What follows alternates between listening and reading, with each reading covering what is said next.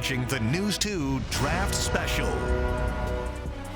Yes, after over a year in a virtual world, things are going back to normal, including the NFL Draft. Hello, Cleveland. The City of Light is lighting up tonight for round one. Commissioner Roger Goodell has been vaccinated, so let's get ready for some hugs. Good evening. I'm Corey Curtis with Kayla Anderson, counting down to the NFL Draft. The world gets 32 new millionaires tonight, Kayla, so congratulations. I like how you put that. We are just 30 minutes away from the Jacksonville Jaguars going on the clock.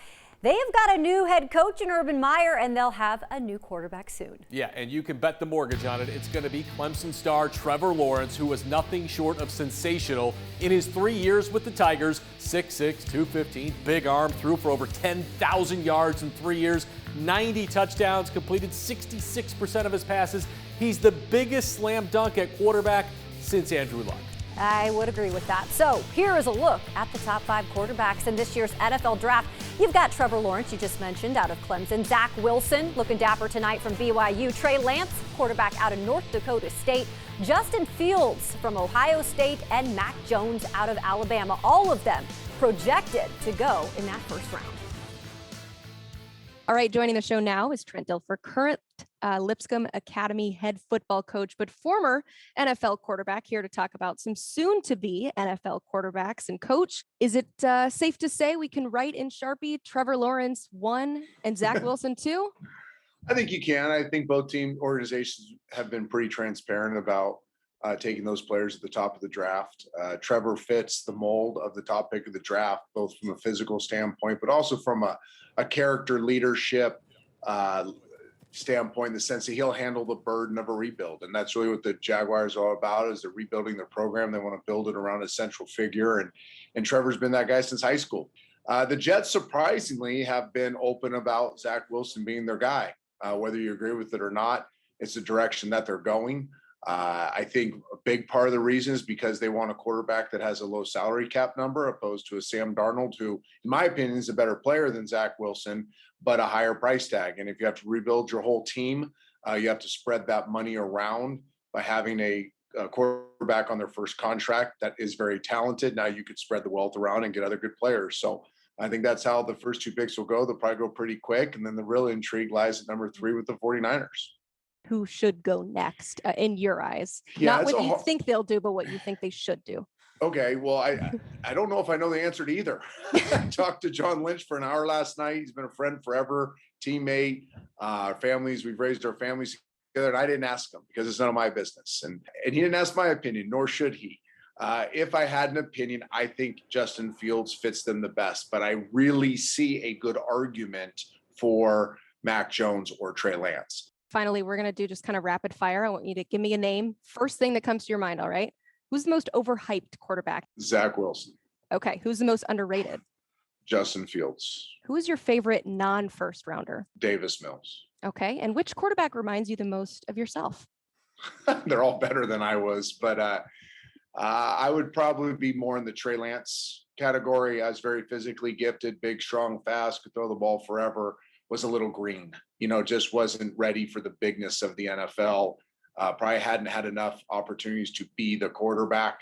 And I would have served me well to stay in school another year and get more reps being the quarterback. I think I would have been a better pro early on. All right. Thank you so much. That's all I've got. Appreciate it. You got it. Thanks for your time.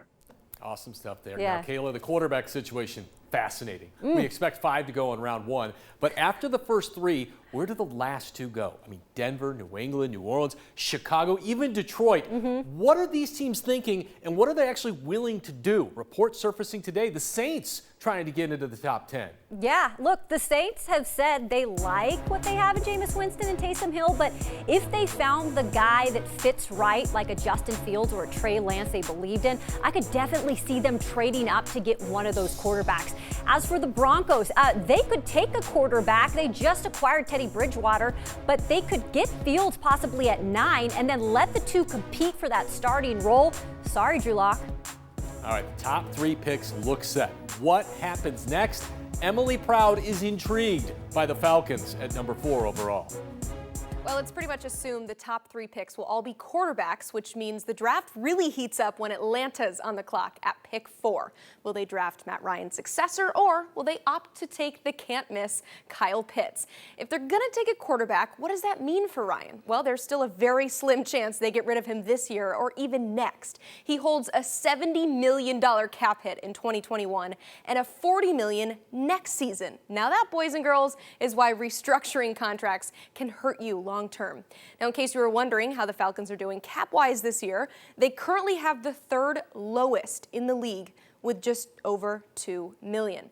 Now, let's make the case for Kyle Pitts. I'm not going to waste much breath talking about him because it's no secret. He is a generational talent. He's a matchup nightmare. And oh, by the way, plays the position Falcons head coach Arthur Smith has a lot of experience coaching tight ends. So what happens after that? There's still mystery, plenty of it. The Bengals need protection for Joe Burrow, but the feeling is they will reunite him with former LSU teammate Jamar Chase at 5th overall. Now the Dolphins, they've got picks 6 and 18, and they also could be reuniting their QB with a college teammate. That would mean drafting Heisman winner Devontae Smith or Jalen Waddle, both from Alabama, to play with Tua Tagovailoa. The Lions, they pick 7. Could they go quarterback, or are they indeed all in on Jared Goff? If not, look for a wide receiver like Smith or Waddle, or the top offensive tackle on the board, Penei Sewell from Oregon. The Carolina Panthers need their left tackle of the future, and he is likely Northwestern's Rashawn Slater. They also could go for the top cornerback in the draft, J.C. Horn, Patrick Surtain, or perhaps Caleb Farley from Virginia Tech. The Broncos have the 9th pick, and they've got everyone wondering if they're still in the market for a quarterback after trading for Teddy Bridgewater Wednesday. Justin Fields and Trey Lance both look like upgrades at the position. I'm not giving up on a QB just yet. And at number 10, the Dallas Cowboys. Jarrah Jones. The guy has spent every dime in Dallas on offense, so it's finally time to help out the defense. Look for J.C. Horn or Patrick Surtain to go to Big D and finish off the top 10. It is time for us to welcome in Dane Brugler, NFL draft analyst for The Athletic, does some incredible work. When you look at the first round picks overall, who do you think could make the biggest impact right away? Let's go to the player who I think is the best non-quarterback in the draft, and that's Kyle Pitts. He is a unicorn, 6'5.5", 245 pounds, 4.40 in the 40-yard dash, and 83.5-inch wingspan. That alone is enough to get you interested and intrigued. But then you watch his tape, and the tape's even better. And it's not just the athletic traits; it's the hand-eye coordination, the ball skills, the reflexes. He really is a cheat code for the offense. Who might be your biggest surprise that might go in the first round that we don't talk about? Well, I think we talked about pass rushers earlier. I think maybe one of these pass rushers could surprise me, like a Joe Tryon from Washington, who isn't talked about a ton. I think that Azeez Ojulari from Georgia is my favorite pass rusher. I think he's somewhere in that top 25. But after that, it's really up in the air. Teams have different opinions about what type of pass rushers they want. Gregory Rousseau out of Miami is really intriguing with a lot of split opinion. Jalen Phillips out of Miami. I think if there are no medical concerns, he might be looked at as a top 10, top 15 pick. There's a lot of, watch his tape and you see some flashes of a Nick Bosa. Okay, there's just so much going on this year. We're still dealing with parts of the pandemic. What team really needs to make their mark in the draft this year and needs to get it right? Certainly a few teams you could point to and say, this is a critical point for them. I mean, Tennessee, they're in that conversation as a team that, especially like you said, after last year, they need to hit on these players. And especially when you talk about the strengths of this draft being those positions that they could potentially be looking at. And then I'm really looking at the Jaguars as a really interesting team because they have 5 picks in the first, like 75 picks or something like that. You get Trevor Lawrence at 1, and then how are you going to, surround him with more talent? Do you take an Elijah Moore at 25? Do you bolster the offensive line? They have a real opportunity here with all that draft capital to maybe do this quick turnaround with a new quarterback. How is Urban Meyer going to, do in his first stint as an NFL head coach? We appreciate you and all your hard work. Great stuff from Dane Brugler. We appreciate it, man. Thanks, Caleb. All right, you just heard it from Dane Brugler. The Titans, one of the teams that needs to hit it out of the park tonight. When we come back, we will take a look at which positions, corner, wide receiver, edge, that John Robinson could select with the 22nd pick tonight. Or, well, we know J-Rob talks a lot about having draft capital. We'll dive into whether or not the Titans could trade back for more picks. Whatever happens tonight, we will dissect it tomorrow on Sports Extra Daily at 5:30 on WKRN.com, Facebook, and Twitter. Stick around. We've got plenty more on this News 2 Draft Special. It's much more, say, comfortable for me because it's what I've always done, as opposed to having a Teams call here and a Zoom call here and an Excel spreadsheet here. You can actually physically sit in there and talk and watch, and I feel really good about our process. Not virtual this year. I love it. Well, the Titans have 9 picks in this year's NFL draft. The first one coming in that first round at number 22. They'll pick again in the second round at number 53. Tennessee has 2 picks in the third round. That's big at 85 and 100. In the fourth round, the Titans have the 126th pick. They will have the 166th pick in the fifth round. And then 2 more picks at 205 and 215. Surrounding things out with 1 pick in the 7th at 232. All right, now, Kayla, we are focused in on number 1 because, well, the Titans have got to hit it. This guy needs to start this year. Yeah, after gutting the roster because of lower salary cap, they have needs. Wide receiver and cornerback top the list. Now, they also lost 2 tight ends, Corey, so they need a tight end. They could use a young tackle and a guard, and of course, they can always use edge rushers. Always. Now, if John Robinson wants to go receiver in the round top 3, certainly they could be off the board.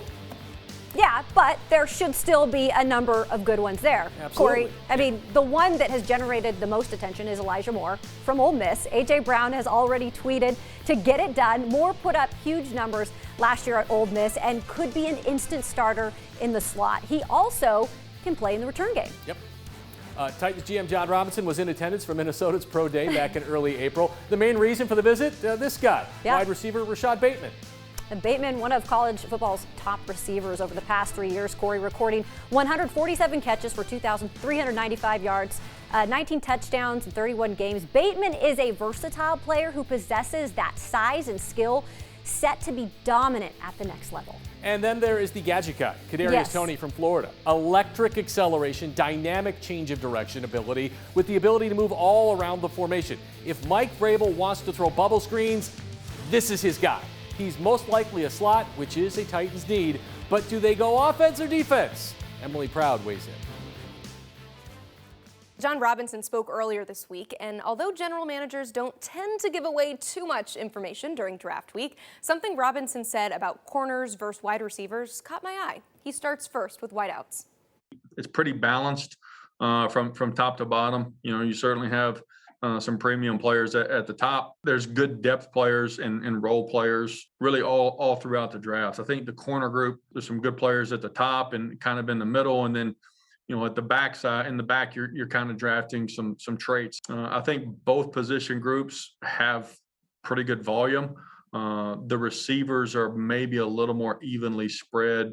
Let's say value-wise, maybe more so than the corners. Now, guys, what this says to me is that he believes he can get a quality wide receiver anywhere. But if they want a high-end corner, they need to take one early. So you see who I will pick later in the show, but that's exactly why I'm predicting the Titans to go corner in round 1. All right, we will see. Now, if it is a corner, Robinson could have another Jeffrey Simmons type opportunity with Virginia Tech's Caleb Farley. Many view this guy as a top 10 player in this draft. A torn ACL and 2 back surgeries, though, have some questioning if he is worth the risk in round 1. If he stays healthy, he could be a bargain at number 22. All right, Northwestern star Greg Newsom has been extremely popular when it comes to picks in a lot of mock drafts to the Titans. Well, he has good size, standing 6 feet tall, and he's extremely aggressive, maybe a little too aggressive with 15 penalties, but he is more than willing in terms of the tackling run game and can track the deep ball. Farley and Newsom are not the only possibilities for the Titans at corner. They could also tab Asante Samuel Jr. from Florida State, Tyson Campbell and Eric Stokes, both from Georgia, could both be in play. And there's Aaron Robinson from Central Florida. He could be a round 2 pick, so could Kentucky's Kelvin Joseph. Now, Kayla, John Robinson did not have a great draft last year. He also had to say goodbye to 6 starters because of the reduced salary cap. He has to find at least 2 or even 3 starters in this draft. He can probably get a corner or receiver if he trades down for more picks. If he can find a dance partner, I fully expect Robinson to trade down tonight. Yeah, we've talked so much about this, you and I, Corey, today, and I absolutely think that that is something to consider. And J-Rob told us earlier in the week they are considering it. There isn't just one position of need for Tennessee this year. So if there is that talent available where they can trade down, I say go for it and then get an extra pick out of it. Wish I had more than 4. But that's what we've got. We'll see what we can make out of that. You know, can we turn 4 into 5 or maybe 6? I think, you know, I've got some calls to put in this week around the league with other GMs just to kind of gauge their willingness to move around. You know, Thursday night and Friday night, and we'll see how those calls go this week. You got 4 of the top 100 still to come on our draft special. It's time to talk intrigue. What teams do we have our eyes on tonight? Who will stun the world in round 1? And which player has a great night and who has a very long night? There are risers and fallers each year. We'll talk about those next. Welcome back to our draft special. We are all intrigued with how the Titans will handle this year's draft, but there are several other teams that have our attention as well. My team to watch this weekend is the Jacksonville Jaguars. That's right, with the number 1 pick, most likely being Trevor Lawrence. They are getting another pick in the first round at number 25. The Jags get 2 impact players to start the season. And I think Urban Meyer's first draft could put Jacksonville on a faster track to finding success if they get it right. Now, Kayla, the team I'm watching, the New England Patriots. I mean, life has not been good without Tom Brady. They need a quarterback, and I'm not talking about Cam Newton. Does Bill Belichick trade up to get his guy? Does he sit and wait to see if one just falls to him? If he doesn't draft one, though, I think it's a very good indication they think Jimmy Garoppolo could be headed back to New England. The Niners are drafting a QB, so Jimmy G has got to go somewhere. All right, well, the first round of the draft oozing with talent, Corey, but some players do come with question marks. My player to watch is Caleb Farley, cornerback out of Virginia Tech. Look, he is a top 10 talent, like you said, but 2 back surgeries and ACL tear makes him a bit of a gamble. I don't think the Titans can afford to roll the dice on him, but there are some other teams that should. I'm just anxious to see who will and how far he slips. Yeah, I don't think John can gamble on that one. No. The player I'm watching is the Heisman Trophy winner. Don't get me wrong. I love Devontae Smith. I voted for him in the Heisman. But that 166-pound weigh-in did get my attention. I will not say it's going to prevent him from going in round 1 by any means. He will certainly go in the top 15. But I wonder if it's enough to make 1 or even 2 teams pass up on him. Should it? I don't know. But there are plenty of receivers in this draft, and I don't think he falls beyond the Eagles at 12, if he falls at all. We're back after this.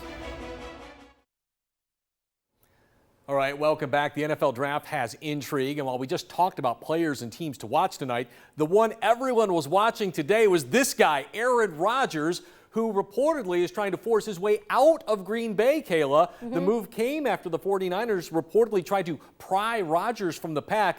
A lot of people are going to be on pins and needles tonight, especially in Green Bay when the Niners pick at 3. I am so excited to see what happens. I want the draft to start with a boom, so I would love to see something like this happen. Look, when you look at Aaron Rodgers, this is a strong personality. He is still really mad about what happened last year with the Green Bay Packers trading up to get their quarterback, and it's left a chip on his shoulder. I think he fits with the 49ers. I think it would make sense. They have everything else there. The roster is stacked, so why not? All right, we will see. Big cap number, though, if they deal. Very true. Prediction time when we return. When the Titans are on the board at pick number 22, I think the selection is going to be Greg Newsom II out of Northwestern.